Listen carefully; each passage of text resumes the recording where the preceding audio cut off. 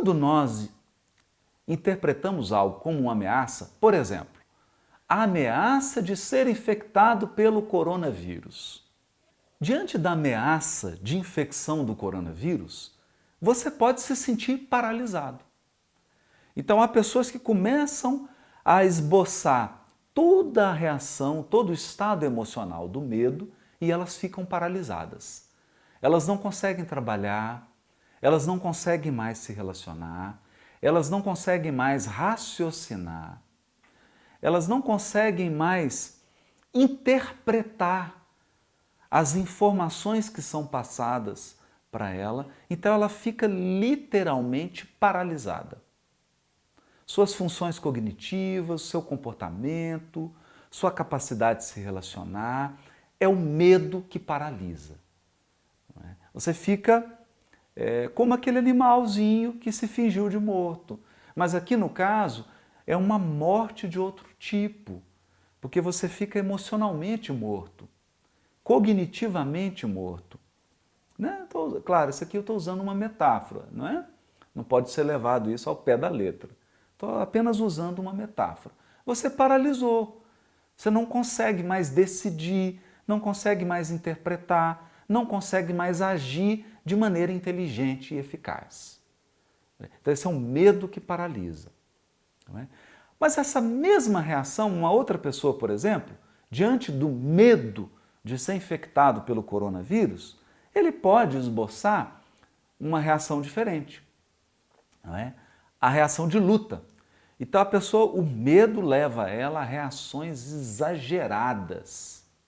Não é? Então ele sai e compra 10 litros de álcool gel, aí ele começa a lavar as mãos a cada meio minuto e ele começa a ligar para todo mundo e espalha aquele pânico, aquele medo, aquela preocupação, ou seja, ele começa a ter uma reação exacerbada. Não é? Então o medo da infecção começa a ser associado ao medo de morrer. A reação agora passa a ser uma reação à morte iminente. Né? Então toda aquela situação de risco do coronavírus é interpretado como risco iminente de morte. Né? E a pessoa passa a usar todos os seus recursos físicos, emocionais, cognitivos, psíquicos para lutar contra a morte. Não é? Então a gente tem percebido isso. Tem percebido que algumas pessoas estão desesperadas e tendo comportamentos extremamente exagerados, desproporcionais em relação à ameaça. Não é mesmo? Então, vimos lá o medo que paralisa, o medo que nos leva a uma reação desproporcional e podemos ver o medo também que se expressa na fuga. Há uma fuga tão intensa, há uma fuga desproporcional em relação à ameaça. Então, mesmo que você leve informação para a pessoa, mesmo você dizendo que cuidados simples e eficazes, como lavar as mãos, evitar o beijo, o contato, né? Ser mais comedido nas interações, evitar aglomerações, mesmo você orientando a pessoa, ela não consegue, ela tem uma reação também desproporcional de fuga.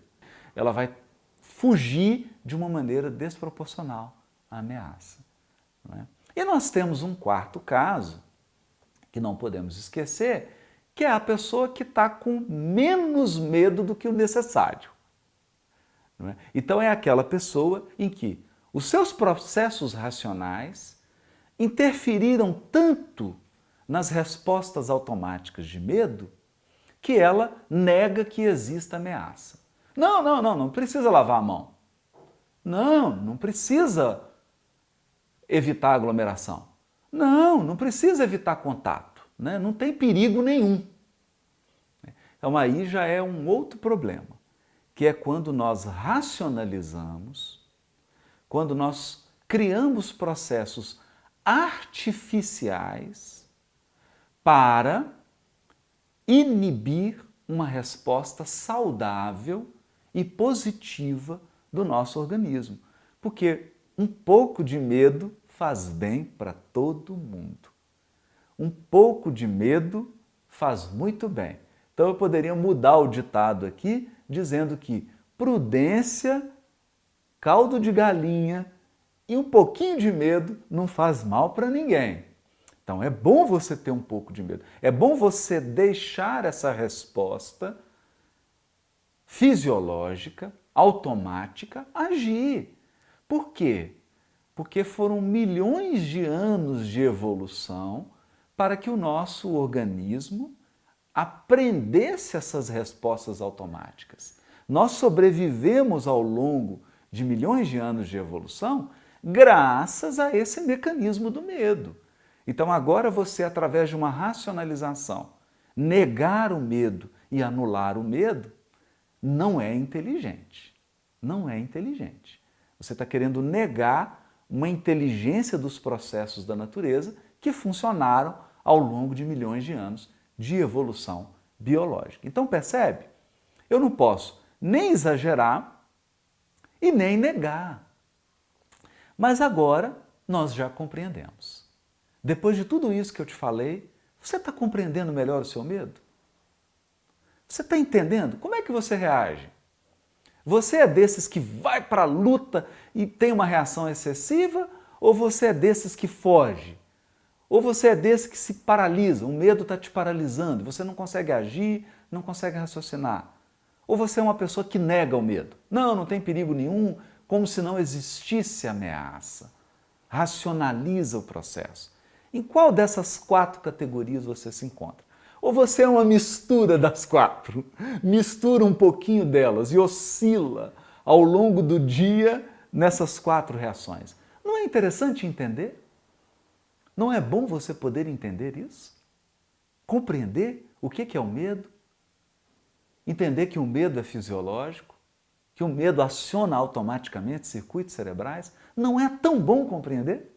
Sim, é por isso que nós estamos aqui, conversando sobre por que eu tenho medo. Por que eu tenho medo? Ou por que eu tenho tanto medo? E eu acredito que agora está ficando um pouquinho mais claro. Você está compreendendo melhor o seu medo.